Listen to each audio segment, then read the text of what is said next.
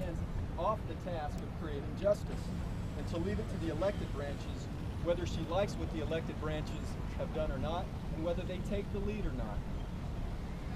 Second, we have to look at Elana Kagan's heroes. Of course, she hasn't been a judge, and so it's very helpful to look at the person who's nominated her, what he believes, and to look at the three judges who are Elana Kagan's heroes. Of course, we know that Barack Obama said that he wanted judges who would take empathy into account. The only empathy that matters, however, is the empathy of the legislators, not the empathy of judges. There are also three judges, and by the way, too, you may remember that Barack Obama said that when it came to the Marshall Court, the most activist court in our nation's history, they didn't go far enough.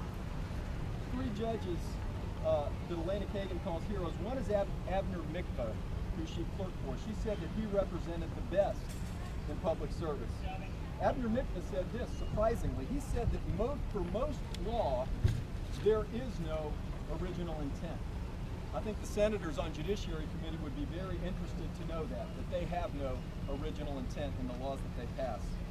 The second judge that she clerked for was Thurgood Marshall. She called him my hero. Marshall said, he actually elevated judicial activism to an art form.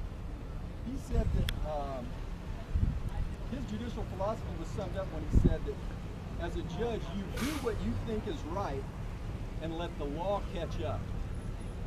You do what you think is right and let the law catch up. In other words, forget about the law.